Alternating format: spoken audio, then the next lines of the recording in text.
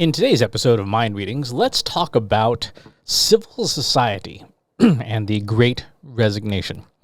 LinkedIn published in their economic graph news recently a study on what happened to all the frontline workers. So these are folks who worked in hospitality, retail, restaurants, etc. The customer-facing positions, right? And obviously, there has been a lot of churn in those industries, people leaving for other opportunities. So the question is, where did they go?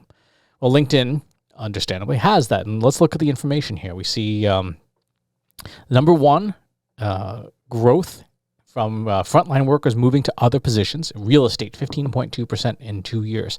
Construction, number two. Tech and media, number three. Transportation, logistics, number four. Ranching, farming, and forestry, number five. Now, give some thought to this. People who worked in things like food service, like the takeout line, like being a barista at Starbucks, going to something like farming, ranching, and forestry. Right? Talk about a completely different working environment. Well, why did this happen? Why did these people go to these places? It's not hard to figure out why. Right? When we look at the way people, and I can only speak for the things that I've seen in the country that I live in, which is the USA. Just some incredibly bad behavior by customers. People behaving like toddlers, honestly, but with all of the destructive capability of an adult, right? Breaking stuff, screaming, getting into fistfights with other customers and employees, shooting people. There's been no shortage of really bad behavior on the part of customers. And it's no surprise if you worked in one of those positions, you're like, you know what? This is not what I want to do with my life. Dealing with a spoiled brat, adult, and all of their issues. So why did this happen? Well, think about what the pandemic did. The pandemic, particularly in the first 6 months, shut down everything. Right? We essentially hit the pause button. And in many nations, pandemic assistance brought supplemental income to people, both at the national level in many nations and here in the USA at the state and national levels, depending on the state you lived in. What did that allow people to do?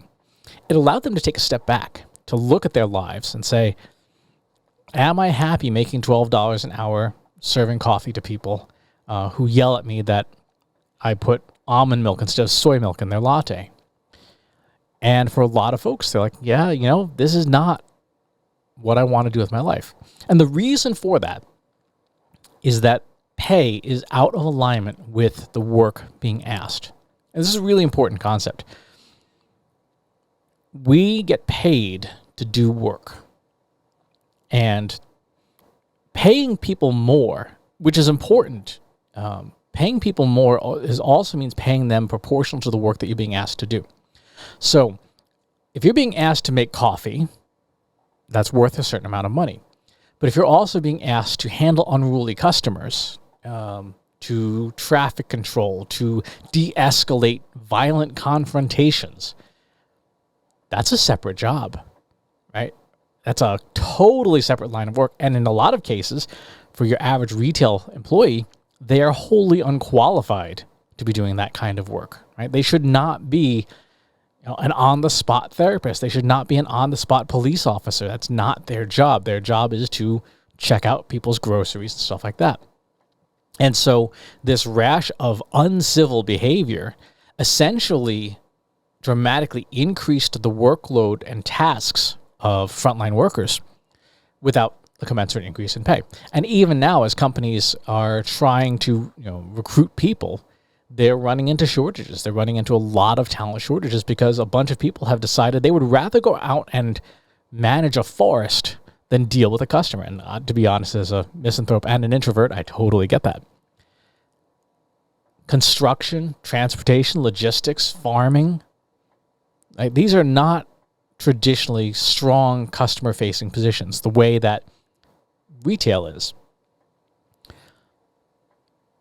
So how do we get people back into those frontline positions? You may not be able to, because the underlying issue is that the work that those positions are being asked to do, that is effectively in the job description, is not what you're paying people for, right?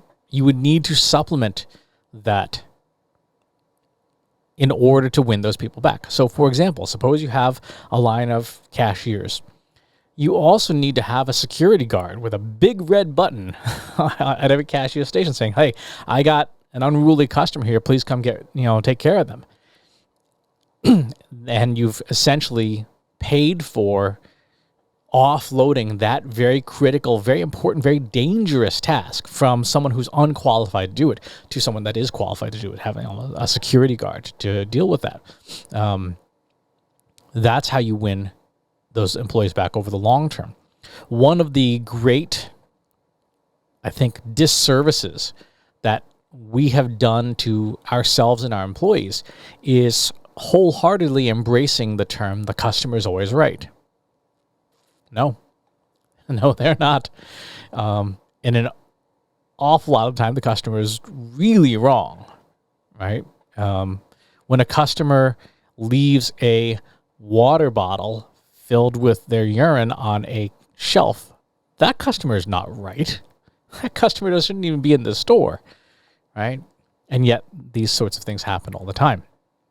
So how do you solve for that? Well, I don't know that you can. I don't know that you can change customer behavior except to draw the line in the sand with extra security guards, for example, to say, you know what, there's some behaviors that are simply unacceptable. And if you want to shop here or dine here or get coffee here, you have to go back to living the social contract that we all agree on that says you're not going to be a jerk to other people. One of the strongest things a company can do is adopt a no jerks policy, and not just for the employees, but for the customers as well, to say, you know what, if a customer acts like a jerk, we are going to reject that customer's dollars. We're going to say, you may not do business here, because as companies are finding out, replacing employees is really expensive and really painful. You lose a lot of institutional knowledge, you lose a lot of culture, and it's a long process to get a new employee. So if you adopt a stringent no jerks policy across the board, management, line workers, customers, vendors, partners, you say to everyone, this is going to be a better place to do business, right? For those customers who are not jerks, they're going to feel better shopping in your stores or getting coffee, right? Because they're not going to have to cringe and endure a hostile environment when another customer is behaving badly. When you stand up for your employees, they will stand up for you, right? They will, the old expression, you take care of your employees and your employees will take care of the customers. And not a lot of companies do that. So is the customer always right? No. What I might rephrase that is the best customers are right? The jerks are not right. The jerks can go take a long walk off a short pier. And what will remain to be seen is how many companies have the practicality and the intestinal fortitude to make that change, to say, yes, we are adopting a no jerks policy. And we are willing to turn away dollars. We're willing to turn away business from people that we don't want to do business with.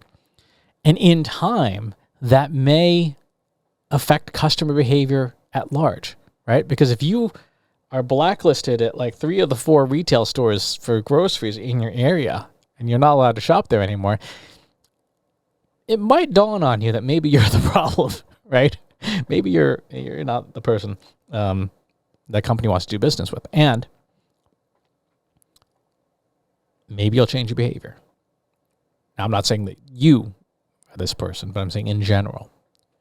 So we lost a lot of people to other professions, and that's okay because those professions need people too. But if we want to have a functioning frontline economy, we need to have the rules of common decency bolstered for a little while until people are reminded that, yeah, you can't be a jerk and still get what you want. Yeah, I mean, you can be a jerk, but there are consequences for being a jerk. So that's what's on my mind today. Hopefully, your company, your organization, wherever it is that you are, already has a no jerks policy. And if they don't, please feel free to share this video with them and say, hey, let's adopt a no jerks policy, because that will make life better for everyone, for customers, for vendors, partners, and especially employees. Thanks for tuning in. If you like this video, go ahead and hit that subscribe button.